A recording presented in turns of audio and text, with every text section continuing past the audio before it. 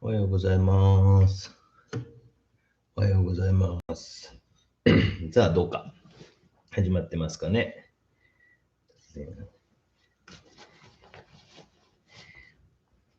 今日色いいですね。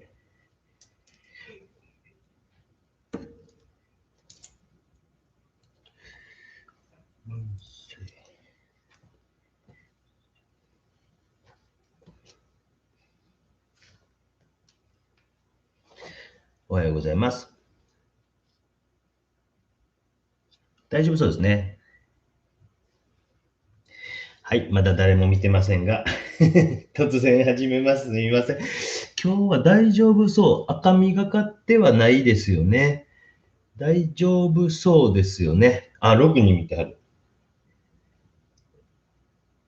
もう全体的にひいひいさん、こんにちは。ちょっと今日はですね、突然始めましてすみません。こちらの北海道の風景を、皆さんすみません。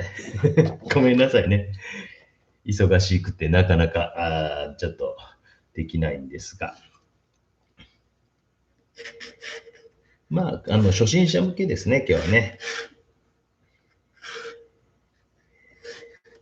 透明水彩を1時間ちょっとで、ちょっと私のところも市長選挙をやってますんで、市長選挙に行かないといけないので、すみません。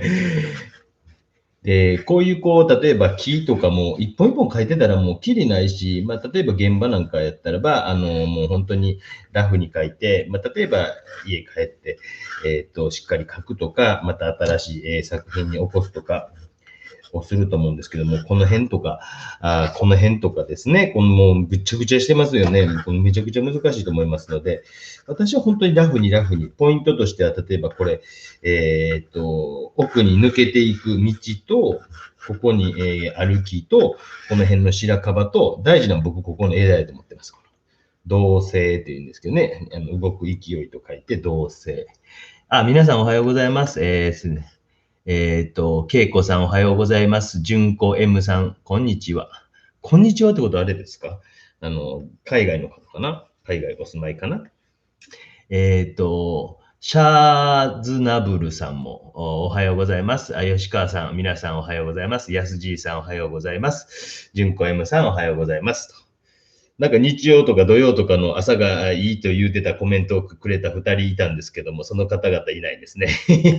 土日の朝は比較的大丈夫ですなんて言ってましたんで、土日の朝に、やってます。昨日は僕も入試でもうくたくたなって、今なんていうか、AO 入試とかいうやつ知ってますか？アドミッションオフィス。でもなんか AO という言葉を変えて、なんかまた変わったんで、僕覚えれないんで、一応 AO 入試と言ってるんですけども、アドミッションオフィス入試というのがあってですね、もちろん結果とか言わないですけども、1日それで、7時、8時ぐらいまでですかね、やりまして、くたくたなって、家帰ってって言ったら、やっぱりですね、もう本当、なんて言うんですか、恐竜1と恐竜2を見てるね、本当に、一人でやっぱ1日見てましたんでね、やっぱ大変ですよね。ありがとうございます。そして今日ちょっと今からライブしていいですかと言ったらもういいよ。で言うんですね。素晴らしいですね。本当私がやりたいストレス発散のために皆さんお付き合いいただいてよろしくお願いしますと。楽しくやっていこうと思います。こんな感じでしょうかね。ざくっと、本当にもうざくっと。この辺に何本木があるとか本来いつも数えたりするんですけども、もうちょっとそんな数えんと、数えた方がいいかもしれんな。ここは白、ここは、塗り残していくので、ここは白、ここは白という感じでしょうか。国立大学もですね、いろんな入試をしなさいということで文科省から言われて、そういう推薦入試に近いような、推薦入試というとですね、どちらかというと、調査書みたいなとか、そういったものとかも見ていくんですけども、そういうんじゃなくて、何かまた別の能力を見抜けないかということで、行っている入学試験があります。もちろんね、まだ判定の会議とかしてないですけども、そういうのが昨日はありましたというご報告だけでございます。ということもね、土日に私たち働いたりもすることもあるというね、奇跡の、ちゃんと時間通りしか働かない男として有名な。という感じでちょっと下書きを書きましたけども、大体こう、透明水彩の場合ってこう、僕なんかもたっぷり出しときます。色自体、もうちょっと明るくてもいいんですかね。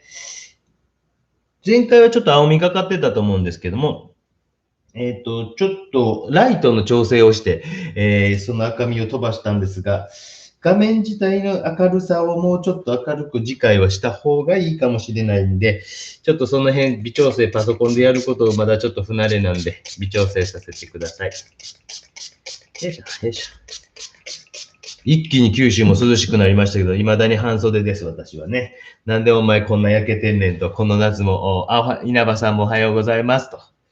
言われましたが外で遊んでいるからですよ。ね、子育てちゃんとせえとか言われることありますけど、もうこんなんなってますね。もうどこがどこやらわかりません。レモンイエローをいっぱい使うかなと思って今見てたけども、レモンイエローもほぼないですね。さあ困ったぞっていう感じですね。困ったらなんとかなるんですけどね。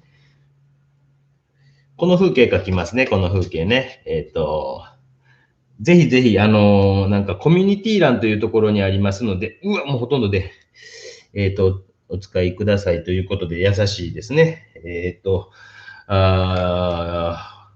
チャンネルをやっている方、これは角耳イエロー。もうこの2つがめっちゃ使うやろうなと思って、ご提供いただきました。ありがとうございます。私もちょっとね、秋に向けて、ちょっと練習しとこうかなと思いまして、練習というほどではないですけども、秋になったら、ね、スケッチ行きたいけど、やっぱなかなか難しいですね。やっぱ恐竜が2匹もおるとですね、なかなか難しいですね。皆さん元気ですか？忙しくされてますか？とはいえね、なんかこう、なかなかね、出れない人は出れないでしょうしね。外に出にくいという人は出にくいでしょうし。だからそういう人のためにちょっとこう、提供いただきましたんで、皆さんよかったら使ってみて、練習とかしてみてくださいね。やっぱ練習は大事ですよね。練習でできないことは本番でできないとなんかどっかで聞いたようなセリフを今言ってみましたけども。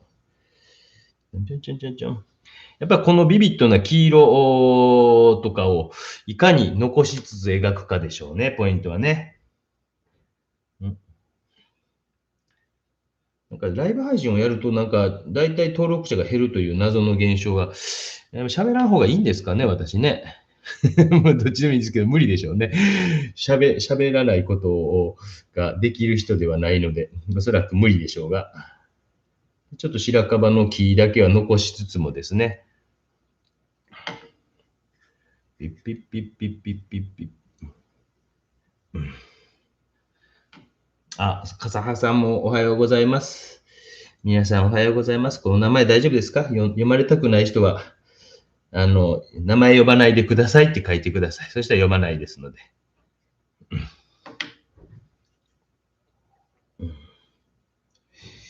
よいしょ。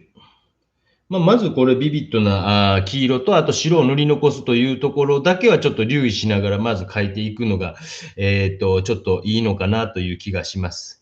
なんとなくこうですね、この辺はちょっと塗り残してあげようかなとかっていう感じで僕なら書いていくかなと。何度も言ってますけど、こういう書き方しろというわけじゃないですからね。もう本当美術とか絵って、もう書き方も無数にありますから、それを自分らで取捨選択していくことが面白いので、その場面場面に僕なんかはあった画材を使ったり、します。例えばちょっと寒いなっていう、例えばスケッチに行ってちょっと今日寒いぞとか、水がなかなかこれは乾かんぞとかっていう状況になった場合、ちょっとすいません。やつが来るかもしれないんで、部屋の鍵だけ閉めときます。忘れてた。危ない。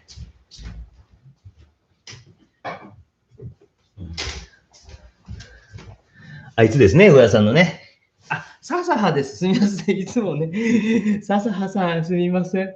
もう漢字がめちゃくちゃ弱いんですよね、僕、本当に。多分そういう人、世の中いるでしょ。私、その一人ですよ。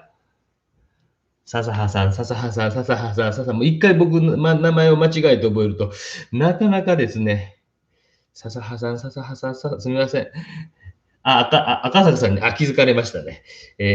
なんかこうね、なんかやってるらしいですよ。私の、何ですか。悪口を言う会。ジョークですよ。ジョークです。こういうジョークがなかなか難しい時代になってまいりました。ジョークですよ。なんかこうやってるらしいのでですね。なんかこう、絵画教室に行けない人とか、お仕事忙しくて行けない人とか、ちょっとこう、なかなか出歩けないとかいう人とか、そういう人はなんか、皆さんでサークル作られたらいいんじゃないですか。まあ、ネット上なんでね、顔を合わせんからですね。まあ、合わしたい人はなんか、私の展覧会とかでみんなで、わちゃわちゃやろうとか言ってるかもしれませんけどね。よいしょ。よいしょ。まあ、多分そんなにこう、悪い人たちじゃないと思いますので、わからんけど、なんかね、ネットでこう、出会ったなんかとか、なんかがいろいろ事件に発展するみたいな、あったりするかもしれません。多分そんなに悪い人じゃないと思いますので。すみません。笹葉さん。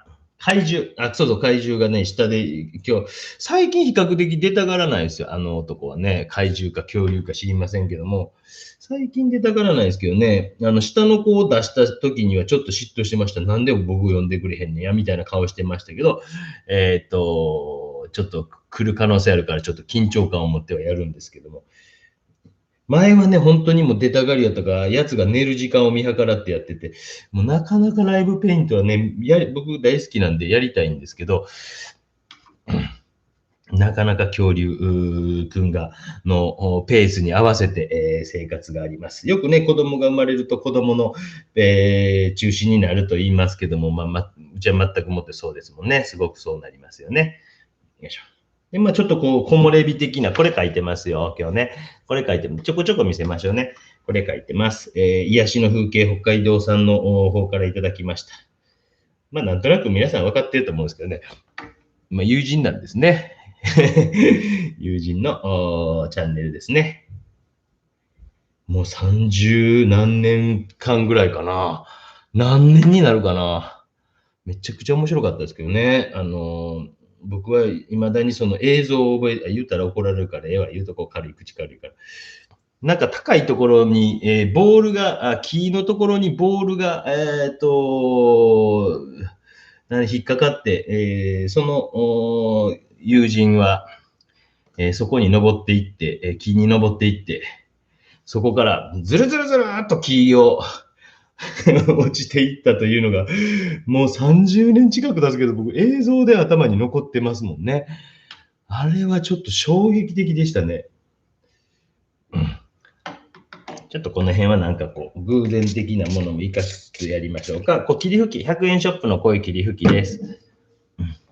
皆さんおはようございます。どの辺まで行きましたかね。笹葉さんと言ったところから以降なんで、赤坂さんもおはようございます。マナさんもおはようございます。マナさんもちょっと滲むと思いますよ。稲葉さん、白樺をちゃんちゃらちゃんちゃらって書いてくれる。書いたことないので。ねえ。なかなかやっぱ羨ましいですよね。白樺の木ってやっぱ僕ら九州にいる人間は憧れますよね。皆様もどうですか？もうだから紅葉が、昨日、おとついぐらいのなんかニュースでやってましたもんね。北海道のこの辺りもすごく紅葉が日本一早いとこでって言ってたけど、多分彼はそこの辺に行ったりするんでしょうね。ハイエース買ってましたよ、ハイエース。ハイエースで、それにもう本当にもうなんか寝泊まりできるぐらいの感じにしてましたよ。まだやつは起きてないか見てないか。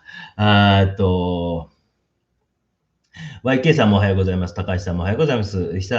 丸さんもおはようございます。初コメント、もうどんどんコメント遠慮なくしてくださいね。堀内美穂さんもおはようございます。笹葉さん。土筆さんはつくしさんか。すんごくありがたい。そうか。つくしって読むもんな。そうか。すみません。もう本当にひどいですね。もう大学の先生と思えないぐらい漢字が。僕の通知表今度見せましょうか。国語めっちゃ悪いんですよ。数学と美術と体育だけがいいというね、あれでしたもんね。でもそれでも大学の先生になれるというですね、夢のあるお話で、ちょっともっともっと水でいうことなんですよ。ね、全部がこう、ね、95点ぐらい取れなっていうことはないですよ。僕、だいたい国語は65点ぐらいで、数学と美術とかだけは、だいたい、90点、95点でしたもんね。父親がやっぱりこう、早稲田理工学出身ということで、多分その脳みそは多分親父の脳みそとして、例えばこういうのも、なんとなく計算して書けるのも多分僕父親の遺伝やなと思ってるんですよ。1時間やったら1時間でだいたい書けるとかね。あ、久丸さんも描いていますか。つくしさんと笹葉とか俺書いとかなあかんな。もう忘れそうですもんね。まあいいや。で、岡田さんも初コメント。もう遠慮なくしてくださいね。明るいおじさんですのでね、皆さんね、知ってると思いますけども。明るいおじさんですので、遠慮なくしてください。で、ちょっと土の方書いていきましょうか。ちょっとね、滲んでいく感じもいいかもしれませんね。で、まあ、現場でこう書くときとか、僕はあんまりこう、ジャバジャバ水をつけないことも多いし、すごく晴れてる、今日チャンスやと思ったら水ジャバジャバにして、うわーっと遊んだ後に、水でジャバジャバっとした後に、ポイッと寝かせといたりして乾かしたりします。だからちょっとその辺はこう状況に応じてやっていくことが理想かなと思います。この写真を書いております。コミュニティ欄の方にありますので、癒しの風景北海道、宣伝してあげてるんですよね。まあ、本当になんか、なんとなく分かっていると思うんですけどね、友人です。いや、なかなかですね、本当に綺麗な、あれですもんね。びっくりしますよね。もう秋も行きたくなりましたよ。北海道行きたいなと思いましたね。ちょっと当分ね、今、恐竜1、2がいます。ちょっとワンチンがないな。いますので、なかなか。大丈夫そうですね。今のところ音声等々大丈夫そうですね。はいはいはい。内田さんもおはようございますと。まあ、開始約、15分程度経ちました。で、まあ、ちょっと乾かないうちにもどんどんどんどんと書きながらですね、滲んだら滲んだでいいと思うんですね。なんか本当にこう、柔らかくこう、滲んだ雰囲気とかも面白いですし、ビビッドな色も面白いですし。よいしょ。やっぱりこうなんかですね、在宅が多かったからこそなんかできてたような気がするんですね。やっぱりこう、大学とかにこう行く機会も増えてきたら、やっぱりこう、ライブ配信的なことも含めですね、ちょっとこう、できる機会が少なくなってきたような気はする。まあ、もうしゃあないですね。展覧会来年の個展に向けて準備を始めていますので。そうですか。写真を、なんだ。おはようございます。初心者ですが、髪の色を残すときにマスキング液を、有効だと思いますよ。ただのり岡本さん。ぜひぜひそういうの使われてみてください。僕、そういうの使うことももちろんありますしね。ちょっと時間かけてやろうと思ったら、やりますけど、今日はもう本当に急遽、時間が少しできたので、始めたので、今日は使ってませんけども、めちゃくちゃ有効だと思いますよ。マスキング液とかもよう使いますもんね、僕の動画で。よく使いますので、ぜひぜひ。で、現場でも、私なんかも初めに鉛筆でバーっと下書きした後にマスキング液ババババババってつけて、で、それをこう、ポイッとどっかにこう、まあ、日の当たるところに置いといて、で、他の作品を別の場所で書いたりします。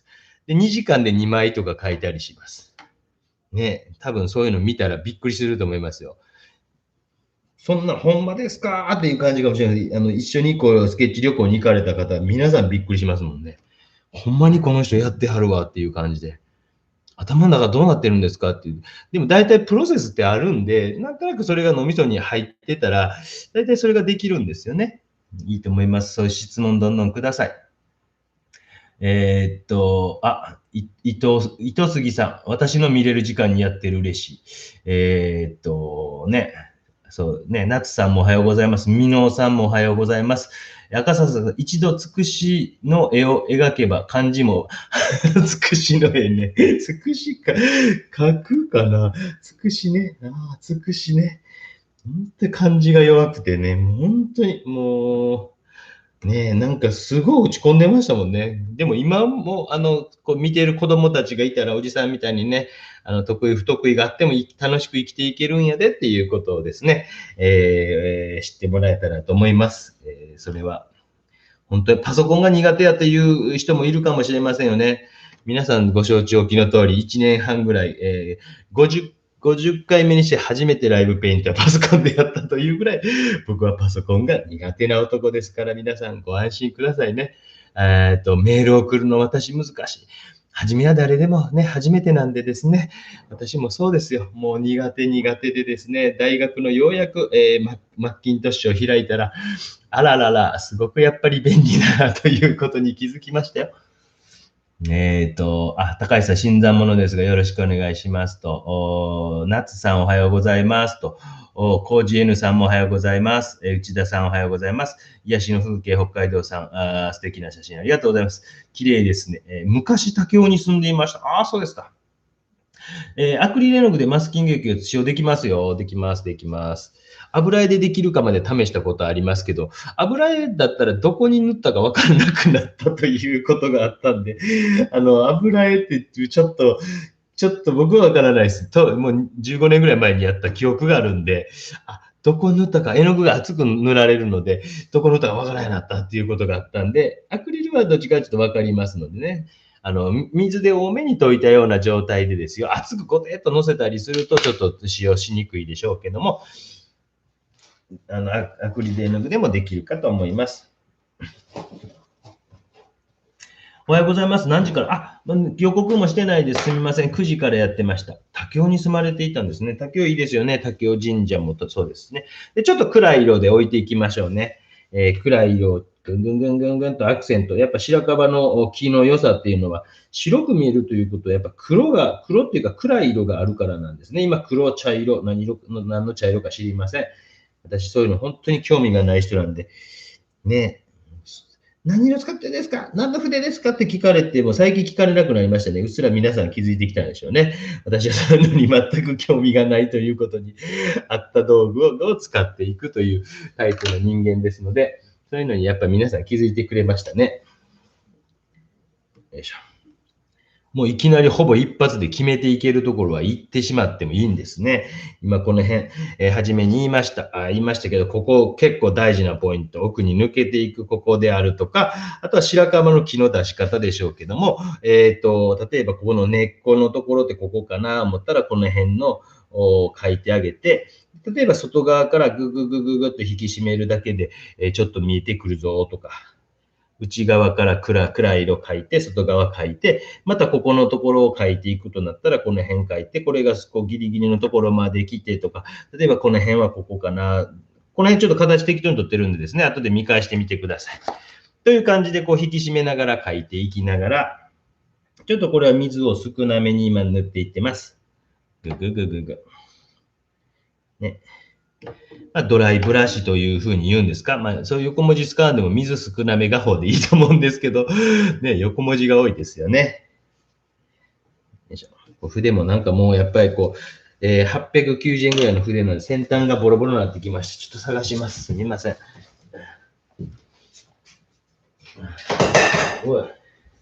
ね、ちょっと今ちょっとありましたので、綺麗な筆使いますね。ちゃんと準備しとけって怒られそうですけどね。皆さん、風邪ひいてないですか？大丈夫ですか？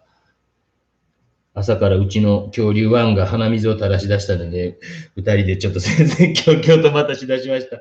前は手足口病やったんですね。1週間前ぐらいにちょっと、なんか熱が出たっていう、39度ぐらい出たんですけど、どうもやっぱり手足口病やったみたいですね。もう病院行ってもそんなもん、治るもんちゃうからっていうので行かなかったんですけども、やっぱ下痛い言うてましたから、ご心配おかけもしました。そしてまた鼻水が出だしましたけど、大人でもね、季節の変わり目ってどうしても、出てきますもんね。癒しの風景、北海道さん。来はりました。ごめん、君の悪口言ってた。ごめんなさいね。大丈夫ですよ。木から落ちたという話に留めといてますからね。もみあげ事件とかの件は言いませんので、どんどん進めていきましょう。綺麗ですね。武雄に住んでました。おはようございます。9時からでした。この餅は私もマスキングを使ってすでに練習させてもらいました。そうですね。よかったですね。先生すみません。喜怒哀楽の顔を描く作品提出。喜怒哀楽ね、29です、29。29ですよ。29日金曜日。3日が連休があるでしょ、文化の日。で、そこになんとか合わせてこう、あげれたらなと思ってたんで、なんとなくその、10月29日、が、花王の締め切りでございます。で、もう一つの方は、11月の19日やったと思います。ちょっと正確に今はっきり言えないですけど、金曜日、その週の金曜日。で、11月の23日が、何でしたっけ、何の日でしたっけ、勤労感謝とか、でも終わりましたっけ、勤労感謝じゃないか。11月の23日が祝日なんで、その4日3日前が、締め切りが、ふるさとみたいな、ふるさと、自分の町でしたっけ、自分がやっといて忘れるというですね。まあ、こんなことやってたらですね、もうあんままだ言えないですけどね、なんかそういう本物の仕事が来たりしますよね。本物の仕事って何すかって、まあ、これじゃ言いませんけどね。という感じで、ちょっとこう、奥から手前へ奥から、どっちかというと奥、僕は強く初めに書いておきます。で、手前どんどんどんどん強くするのは簡単ですけどね、奥の方まずしっかり僕は書いて、その後もっともっともっともっともっと強くって書いていった方が、で、案外こう手前を見せ場にするというよりは、この辺ちょっと光ってたね。写真ありがとうございます。癒しのなんとかさん。癒しの北海道風景さん。ありがとうございます。で、どっちかというとこう手前をこうラフに描いていくということを僕は結構したりしますよ。まあ、昨日本当入学試験でね、今年はちょっとね、感染状況が少ないところでやったから、まあちょっとマシだったんですけどね、やっぱ緊張感ありますよ、入試。やっぱ何かあったら、再試験とかなんとかなるんでですね、頼むっていう祈る気持ちでやったりしますもんね。まあ、僕の友人がセンター試験とかの試験監督したりしてましたけど、やっぱ緊張感があると友人は言ってましたよ。察してくださいね。うん、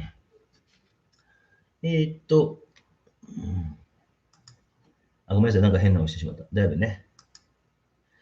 同じ写真なので勉強になります。そうですね、ぜひぜひ。なんか、リーズしまった。大丈夫ですね。まだ大丈夫ですね。なんか変な画面になったらドキドキ。パソコンの怖さですね。大丈夫ですね。で、こういう、ちょっとこう見せますけども、この写真を使わせていただいてます。で、この木が、まあ、ここかなと思って書いていたんで、この辺の暗いところをググググググ。で、こっち側に枝が出てるとこグググググググ。で、枝の中もグググググ、外側、やっぱこう厳密に書くとなると、本当に転写とかされたらいいと思うんですけど、現場とかではね、もちろん転写とかできませんので、そのあたりというのはですね、今日1時間程度で多分終わると思います。選挙、うちは佐賀市長選挙と市議会議員選挙ありますので、行かなきゃいけないので、ちょっと1時間程度、11時、11時ぐらいに出ようかな思ってますので、よいしょ。でこういうところも、例えば、ここの暗さみたいなのを、こっち側を描いてあげて、で、外側から黄色があったりとか。癒しの風景、北海道さん、アクリル驚いた1時間ぐらいで描いたやつね、あんな1時間ぐらいで描けるんですよ。ね、よいしょ。恐竜の声がするな。その音声まで入ってないことを祈りますが、めっちゃ叫んでますね。多分うまいこと、ごまかしごまかしやってるんですよ。お布団上でなんかしてるって気づいた瞬間に、一応妻が頑張ってなんかね、多分遊んでくれてるんですよね。感謝、感謝、感謝、感謝マジックですね。森脇健児さんがいつも言ってます。感謝マジック。で、画面を構成するということをよく言ってますけども、例えば、部分的にこうなってきても、ちょっとこう、画面を全体をこう見せるように、こっち側書いたり、こっち側書いたり、ちょっとこっち寂しく見えてきてませんか？なんとなくこっち側。そうなってくると、例えば、じゃあこの枝みたいなのを書こうかなと。少しここにこう同性という、ちょっとこう、どちらかというと、この白樺がこっち側にせり立っていっている感じに対して、こっち側の枝を描いてあげたりする。枝も全部描くんじゃなくて、隙間を点々点とこうやってあげるだけで、なんか繋がって見えませんか？グッと。初心者の人にはいいかもしれませんね、今日の動画はね。で写真もありますので、あれは公募展などは出さないでくださいね。でも、自分で練習するとか、秋のなる前にちょっと練習するとかには非常にいい写真でございますので、よかったらチャンネル登録。だいぶ増えましたね。30人、今朝見たら30人になってましたね。なんか検索で引っかからんのよね、僕の場合ね。なんでかなと思って。まあいいです。で、なんとなくこっちの上の方もちょっと力が入ってきたな。現場でこれ書くとき結構大事なんですよ。やっぱり画面を構成するということは少し大事で、途中で終わっても、よしよしよし、これで途中で終わっても、家でまた書けるわとかっていうことが出てきますので、ここなんか大事ですよ。ぐぐぐぐぐ、こう画面。外側にこう広がっていく形をどっちかして今書いていってます。それによってこう広がりとかですね。恐竜めちゃくちゃ元気ですよ。うわ、走り回ってますね。ドタバタドタバタが今聞こえてます。で、ちょっとこう端へ抜けていく形が出てきたので、ちょっと中心の方にまた、ちょっと力をフォーカスしていきましょう。なんかよく有料級ですねって言われますけど、でも確かにこんな、あれですよね。なんかテレビ番組ありそうですよね。おしゃべりしながら。まあでも生放送っていうのはないですもんね。編集でやっていきますもんね。よいしょ。全然。で、外側から暗い枝がボンとかね。うん。アクリル絵の具と油絵の具は筆を別にした方が良いでしょうか。別に一緒でいいと思いますよ。僕なんかその辺にあったら使ってますんで、僕全然気にしない人です。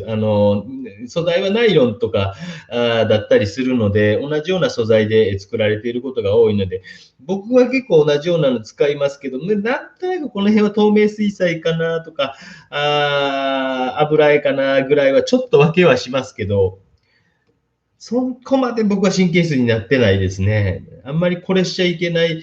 まあ、前もどっかで多分言うてるんですけども、名村大聖堂の営業の人が言うてましたんで、僕はちょっとね、すぐ聞いてしまうので、筆って、透明水彩とか、油絵とか種類あるんですかって聞いたら、いやいや、この絵の長さが短いのが透明水彩、長いのが油絵とだけ言ってました。油絵も、いつも有料級だと思ってます。すみません。ありがとうございます。お魚さん。で、油絵ってなんかこうやってこう描いたりするイメージあるじゃないですか。で、まあ多分画面にくっつかないのと、距離をこう持って、距離を持って全体を見ながら描きましょうということで、こういうふうにこう、持って描くからだと思うんですよ。で、私なんかはもう、油絵も見ての通り、こういう風なワンチンを使ってすごくこう、画面に近くやっていくタイプなので、例えばフェルメールなんかの、絵画芸術という作品ですかね、とか見ていただくと、フェルメールなんかもワンチン使ってがっちりこう画面に近づいて描いてる、自画像のようなやつが残ってるんですね。だからそれもそれぞれなんですね。なんかこう印象派的にこう全体のバランスを見ながらこう筆色分割法というね、例えば全体にこう点描を打ちながら画面を作っていくような描き方とかの場合というのは、おそらく引きで見てあげたりする方がいいと思うので、なんとなく絵の筆の後ろの方を持ちながらこう描いていくというのが一般的かもしれませんけども、まあその辺はなんかそのタイプによりけりだと思います。昨日なんかぼーっとたまたま家帰って、パッとテレビつけたら、何でしたっけ。サンドイッチマンさんがやってる、芦田愛菜ちゃんの、が出ている、芦田愛菜ちゃんって言うと失礼やね、みたいな、うちの奥さんと話してて、芦田愛菜さんみたいなこう雰囲気になってこられた感じで、それにこう、福くんが出てまして、福くんって言いますよね。なんとか福くん。で、〇〇もりもりの人ですね。その人がめちゃくちゃ野球が好きで、野球のグローブの、お話を、なんとか博士みたいな番組ですけど、やっていて、そうすると、そのピッチャーのグローブ編みたいなので、もう実は、福君が説明してたんですけど、福さんですね。福さんが説明してたんですけど、こう、ピッチャーには、縦型のグローブと横型のグローブがあるんですと。なんかパワーピッチャーは縦型、横型だとか、コントロール型なのかなんかわかんないけど、みたいなのを言うてはって、美術も似てるかもしらんな。自分はこうちょっとこう、細々書いていくタイプというのは、どちらかというと、筆が近く、画面に近く持ってあげるような感じでとか、全体を見ながら進めながら少しこう色彩とかで見せていくタイプというのは、もしかして、筆の後ろの方を持つとかもありかもしれませんね。チャンネル登録いただいた方ありがとうございますということで、稲葉さんからも、きょうりちゃん元気で何より、画面の構成難しいですね。今こう見てみると、なんとなく画面の全体がバランスが取れてきたの分かりませんか？ 35 分経過。で、あとはちょっとずつこう密度を上げながら、なんかこう局部的にこう引き締まりすぎひんようにしたりとかですね。現場なんかで書くときなんていうのは、やっぱりこう、ね、いきなりこう、雨降り出したとかですね、結構あるんですよね。急に光変わったとかですね。そういうのも踏まえて考えていくと、こういう画面構成みたいな少し覚えていったりすると、で、ちょっと中心部分のこの辺りをこう、めちゃくちゃ綺麗ですね。どこのあれなんですかね。これも森なのか。ですね。すごいとこですよね。今朝はなんか、野生のラッコを見ましたみたいな動画を見ましたよ。すごいですよね。この癒しの風景さんの北海道さんのですね、ねえ、すごいですね。野生のラッコがいるんやとびっくりしました。いるんでしょうけど、もちろんね、見れる範囲にいるということがすごいなと思いました。よいしょ。という感じで少しずつこう、次は赤ですね。でもあんまりこれもね、やっぱ黄色を壊さない程度にこう、赤を少し差し込みながら、なんていうか、黄色も、一発で描いたとこと黄色の上に重なってきたとこと白のところに、少し被るとこと白を塗り残すとことみたいなこう構造を作っていくということを少ししていっています。このぐらいのサイズの作品やったら結構楽にできるんですけど、このぐらいでもそんな問題ないですかね。楽にできるっていうのは、早く描けます。いつもこの倍のやつをだいたいこうライブペイントでやってるので、このぐらいのやったらね、結構こう、短い時間でも描けるかなと思いますよ。2時間3時間やりたくないんですよね、本音はね。皆さんもね、きついでしょうし。100人超えましたね。ラコ見た。ね。いや、多分、アミさん、有馬みさんですかね。僕も多分そうだと思いますよ。昔の絵とかの画家さんのこう、あれを見ると、やっぱワンチンとかを使って、パソコンのウイルスは見つかりませんでした。そうです。そういうの出てくるか困りますね。秋安さんに気づかれましたね。お魚さんと秋安さんに気づかれましたね。気づかれましたね。皆さん楽しそうにしててよかったですね。なんか新しい皆さん、友達ができてよかったですね。僕は実際にこうお会いしたことないのでですね。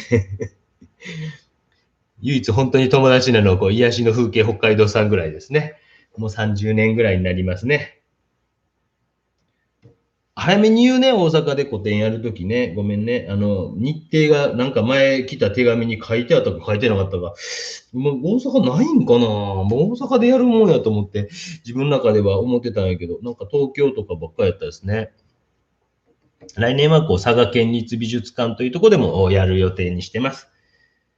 過去最大級のもちろん個展になりますけども、もう準備はもちろん1年前、ちょうど1年、会期終了がだいたいちょうど1年前ぐらいだと思いますけど、始めていってます。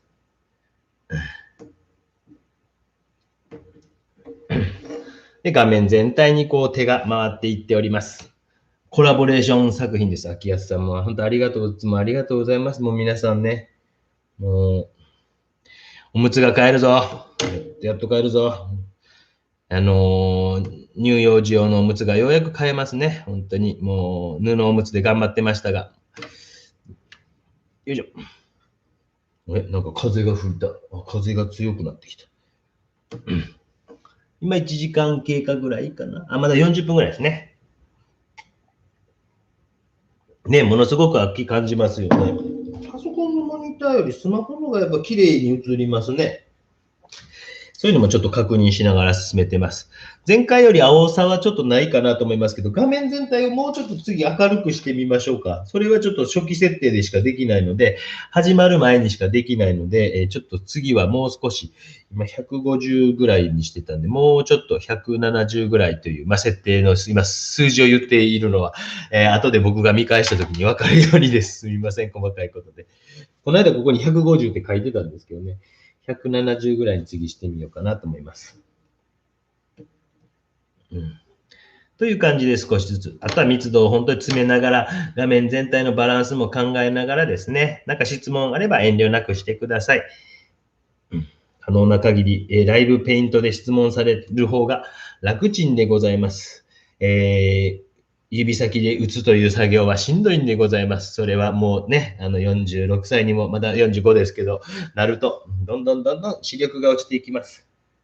どんどん腰痛もひどくなっていきます。腰も痛くなってまいります。よろしくお願いいたします。よいしょ。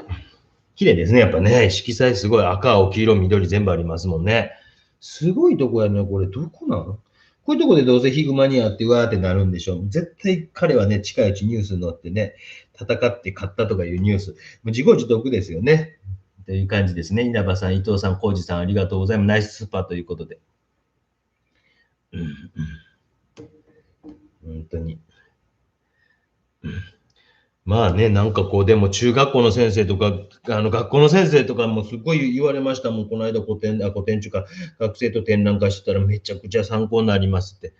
やっぱりね、油絵とかってやっぱ難しいですもんね。で、透明水彩もこうやってこう、どっちかというと今すごくスタンダードな描き方で、プラス画面の構成で、なんとなく白いこう、幹が見えてきてると思うんですけども、こういうスタンダードな描き方も、一般的なね、書き方。別にこれをやれということ、僕、本当に動画の中で言ってないと思います。こういうのもありますよ、こういうのもありますよというご提案をただしているだけで、ございますから、なんかこうね、いろいろ言われますけどね。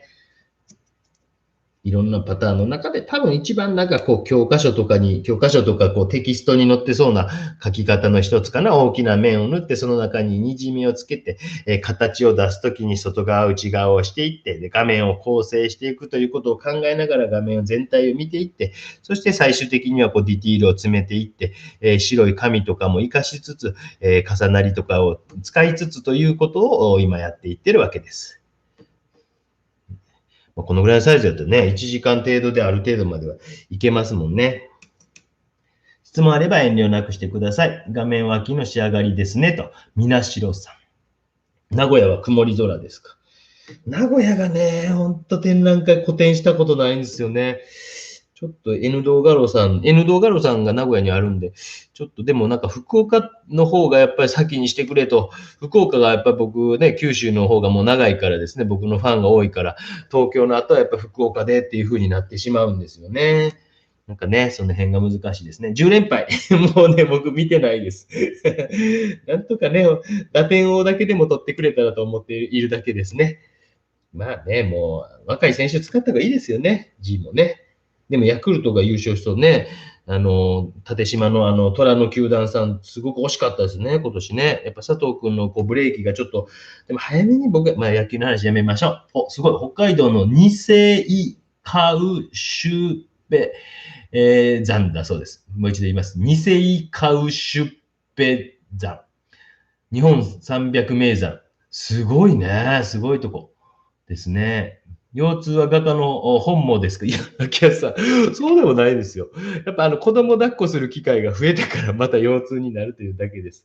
全然大丈夫でしたよ。体調もすごい良かったですしね。全然腰痛は。腰痛になりますね。お尻も良くないですよね。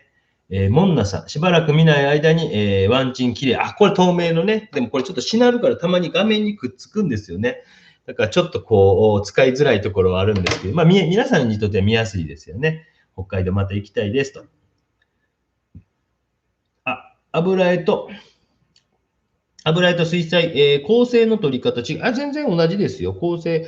書き進め方みたいなのはやっぱ違うんですけど、まあ、言うてしまえば、書き出す前に油絵とかやったら、もうこういう風になって、こういう風になって、こういう風になってっていうのをある程度頭の中でこう線的なコンポジションとか、なんか面的なコンポジションとかを決めておいてやっているので、手順としてはこんな風にこう全体にこう進んでいくという感じじゃなく、局部的に行くことが多いですけども、考え方とかはもう全く同じですよ。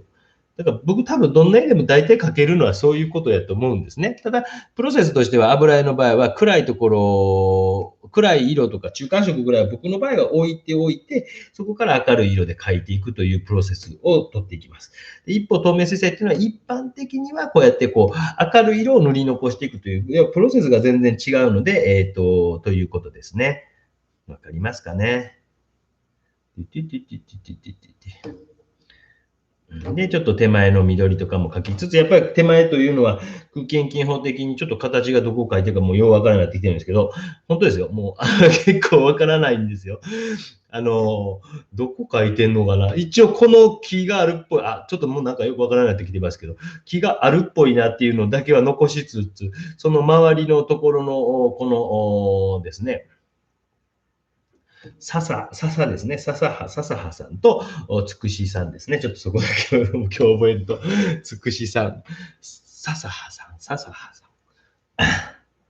名古屋ぜひね、展覧会、どっか名古屋ってなんか、高島屋、三越、なんかあったよね。なんかもう各店舗がやっぱ別々なんですよね、基本的にはですね。その、日堂さんもそうなんですけど、言ってしまった、N 堂さんもそうなんですけど、多分そう別々っぽいんですよね。でもやっぱ福岡がもう僕は、もう15年ぐらい、展覧会も十何年間やってるので、やっぱそこが頑張って営業して、じわじわじわじわファンを増やしてきてくれてるので、やっぱそこに対するやっぱ恩義がありますのでね、すごく若い社員さんも当時若かったけど、もう気づいたら40ぐらいになってるって15年前から25とかなんですよね。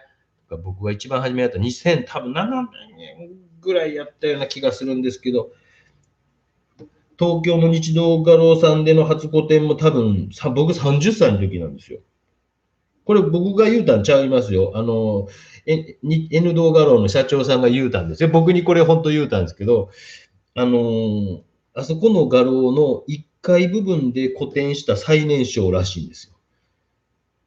あそこの画廊。なんか、基本的には地下から始まるんですけど、僕が初めての個展の時に作品を大体何十枚ぐらい先生お願いしますとか言われて、全然その枚数を、凌駕する枚数を送りまくったら、急遽、本当は地下でやる予定だったのが1階に変わったのが、2007年、間違えたらすみません、ぐらいで、その時32歳か。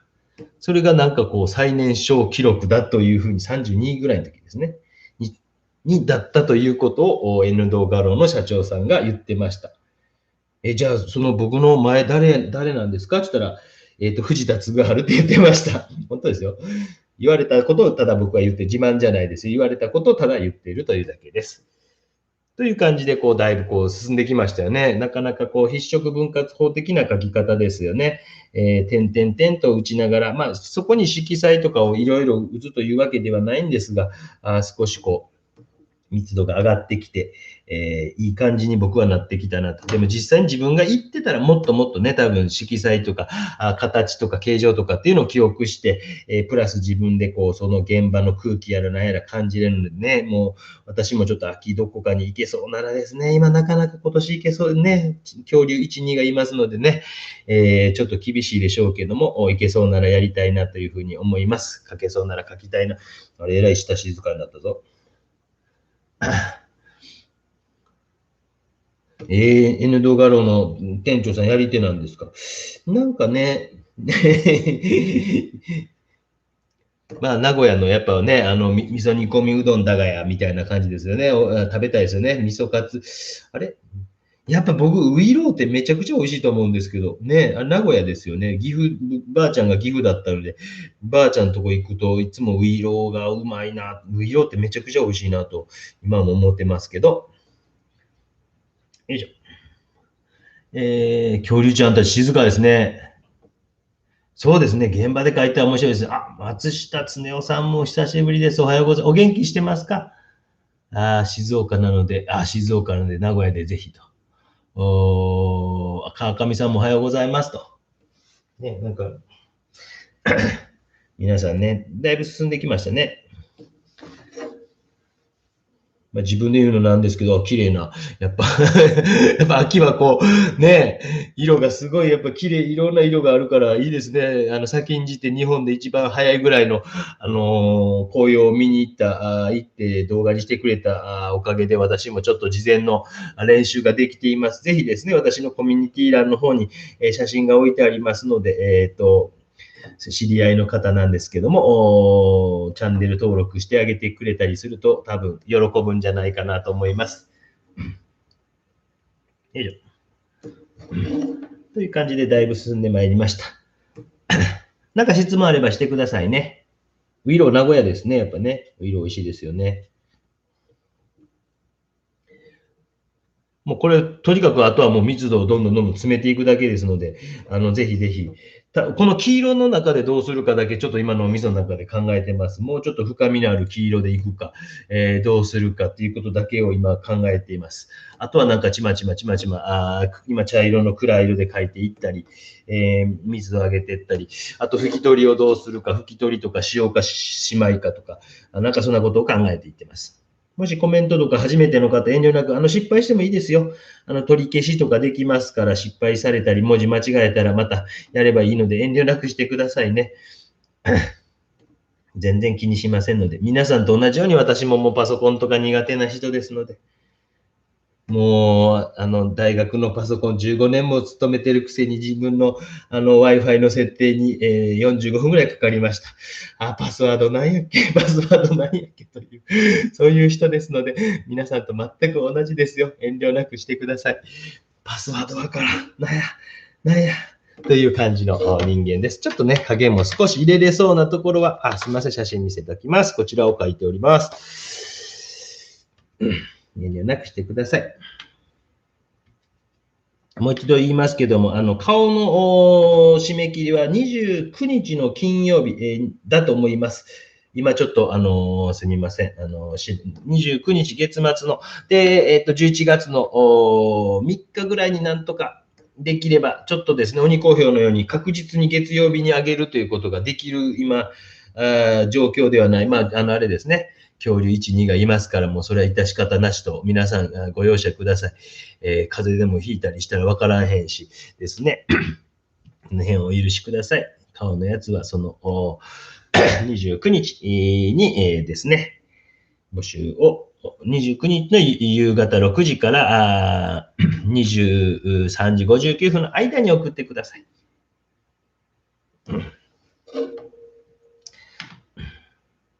えらい静かですね、あいつね。色合いがだいぶいい感じになってきたんじゃないですか。もっとなんかこう、イエローオーカの、カドミウムレイエローぐらいの、あれを最後に置きながら、よいしょ。この辺をね、あんまりこう、攻めすぎずに、このレモンイエローみたいな色を残しつつですね。いいですね。皆さんとなんかいつかね、行きたいですね。なんか、ビソ誠と行く。その町の酒を違います。スケッチツアーとか、なんかね、長野とか行きたいですね。もうなんか長野ってほとんど通ったぐらいですもんね。長野とか。静岡もいいですね。やっぱ僕、富士山とか、富士山見に行きたいってね、言うてるんですけど、妻がいいよって言うてめっちゃ優しいでしょ。行ってきたらって言ってくれたり優しいんですね。本当ね。いいですね。あっちの方、日本海もいいですよね。なんか僕、富山とか行ったことないので、富山。金沢行ったこと仕事ですね。金沢美術工芸大学でしたっけ？非常勤講師で。何年か前まで行ってたんですけどね、ちょっともうやっぱり遠方でありますし、忙しいのでね、もうご辞退させていただいてますけども、行ったりもしてました。よいしょ。今日のはだいぶ初心者向けやと思いますよ。抹茶の色美味しそうですね。かつて自分が描いた、これなんて読むんですか。なんとか別湖畔の白樺の森を思い出しました。すいません。完全が字が読めない。癒しの風景、北海道さん、ちょっと読んであげてください。松下さん、年齢言うと失礼ですけど、80歳を超えられてるんですよ。ね。すごいですよね。すごいですよね。もう本当にもう年齢なん、もう本当に凌駕していく。これからの僕教育はもう年齢なんてもう関係なく、そう、来週僕幼稚園児となんかワークショップやるんですけどね。なんかね、来週幼稚園児年長さん20人とやるとかですね。もう年齢なんか関係なくやるっていうこと大事だと思うんですよね。それでなんかこう、大人の社会とか知っていくんですけど、社会っていうかですね、あれを、いろんなこう年齢を関係なくこう飛び越えてできるのが美術の面白さやと思いますし、いつも思ってます。こういうふうにね、ライブペイントなんかでもこういろんな年齢の人たちが見ていたりコメントしたりするのも面白いなと思います。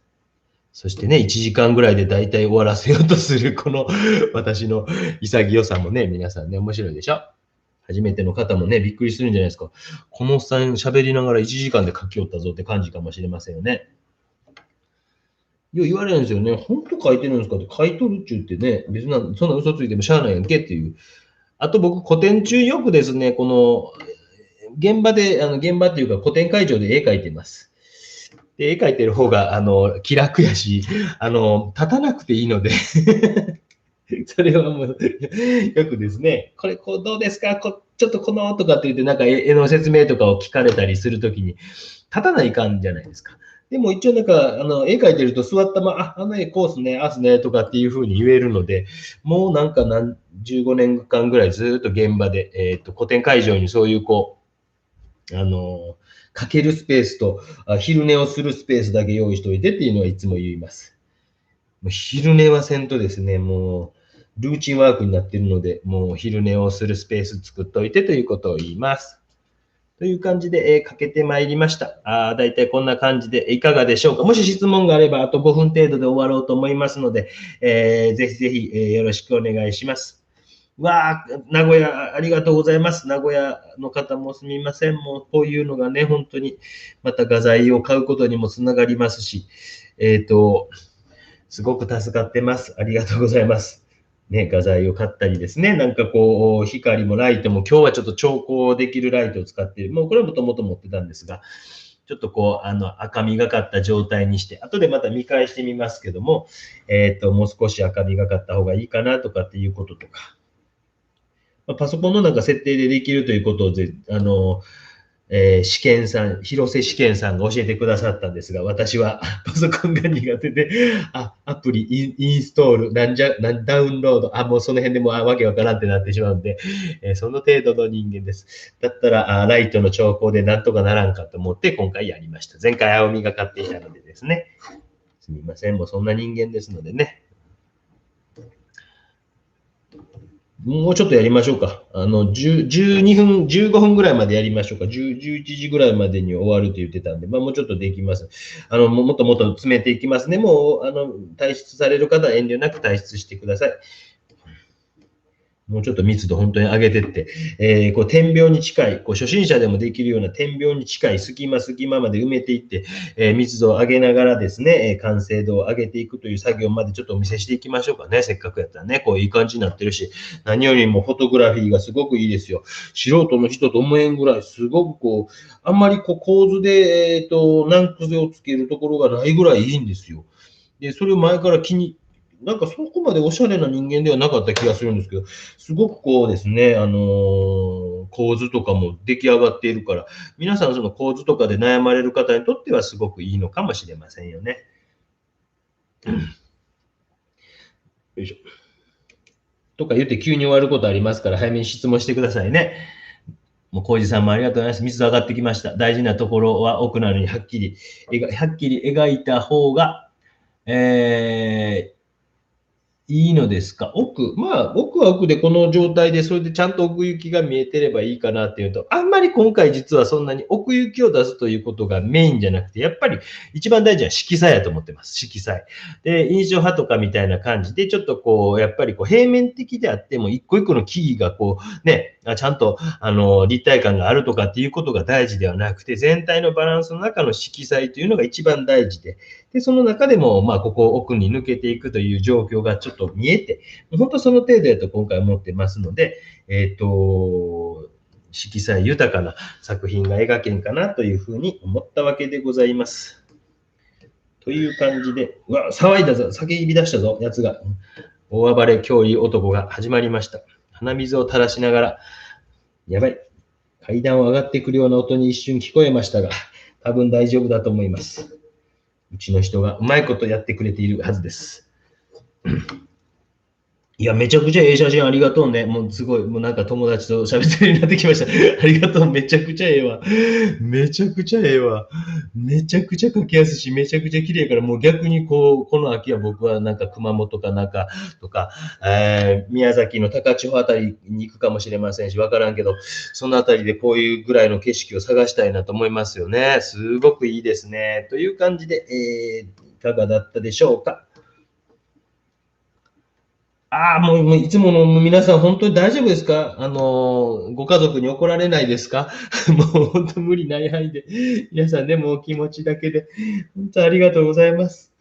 もうね、僕はでもこういうのをいただいてもあれですよ。なんとか公募店で忖度するつもりは全くないですからね。もうそんな男じゃないですから。もう、そういうので審査員とかを断ってた時期もあります。なんか、小木曽君の教え子だから、なんか、あれかなとか、そういう言われたことあって、絶対僕はそういうのしないです。もうそんなんしてもね、その子のために何にもならないの分かってますし、やっぱ実力ちゃんとつけて、ね、上行った方が絶対本人のためになりますもんね。という感じで、恐竜くんが、だいぶ危なくなってきたような雰囲気が出てきたので、もうちょっと頑張りたいんですが、やめどころがわからない。うわ、叫び声が聞こえました。これ今こういう状態から、うわー、純子 M さんも本当にありがとうございます。こういう状態から、いや、僕の今アトリエ汚いな、映したくないな。映してもいいんですけどね。久しぶりに読みます皆さんどうですか？見たいですか？うわー、騒いでるな。なんかすごいな。カメラ自体を回転させてっていうことかな？ちょっと今めっちゃ汚いんですよ。部屋。綺麗ですね。もう自分で言うのないけど、めっちゃ綺麗だよ。サンキューね。ありがとうね。うわ、うわ。久しぶりに読んでみましょうか。ね、皆さんどうですか？いや、プロのカメラマンみたいでしょ。めちゃめちゃど素人ですよ。ただ、いいカメラとか使ってますね。なんかすごいそういうの勉強するの好きみたいで、すごくこう、そういうの勉強するのが好きみたいな方だそうですよ。という感じで、どうでしょうか？いかがでしょうか？という感じで、読んでみましょうか。うるさいですよ。もう見たくないでしょ。多分、いく人かいると思いますけども。一回入れたらやつ出ないんですよね、この部屋からね。ちょっとじゃあ2、3分、1分、2分待ってください。お兄さん、お兄さん、お兄さん、おいでおいでおいで。あ、いいよ、階段上がってね。おいでおいで、おいで、おいでおいで、おいで。お兄さんが元気ですかってみんな言ってた。うるさはいはい、お兄さん、はいはい、はいはい、はい。よいしょよいしょよいしょ、お兄さん、じゃあここ座って、ここ座って。はい。いくよ。映ってるかな？これ回転、これ逆になるよな。どんなじゃ、逆やね。これどんなしたらいいかな。おーいって、ほら、ここ見てよ、じゃん。ここ。逆やな。ちょっと待ってね。どないしたらいいかな。この設定を。お兄ちゃんかかんでやめて書いたかん。ということですみません。逆ですけど、お兄ちゃんやめて。かかんでお父さん一生懸命書いたいから。これなんか逆に。音がすごい入ってるかもしれないね。こうして、ちょっと待ってね。あ、抜けそう。お兄ちゃんごめん。お兄ちゃんやめてやめてやめて。お兄ちゃんやめて。やめて。お兄ちゃんやめて。はい、ということで、部長、お兄ちゃんここ見て。おーいって、おーいって。ほら、映ってるほら。おーいって。おーいって。ということで、お兄ちゃんここ見て。ここ見て。上見て。ということで、ありがとうございました。固定カメラでやってます。すみません。だから音が入ってしまったかもしれませんけど、今日こんな感じでした。お兄ちゃんかかんで、後で絵あげる、なんか紙あげるから。というわけで、今日の作品は、はい、お兄ちゃん上見て。ここ上見て、ここ。お兄ちゃん上見て。ここそう。バイバイって、ありがとうございました。バイバイって言いました。以上で終了します。皆さんありがとうございました。あれ終了。やめて、触らんで。はい。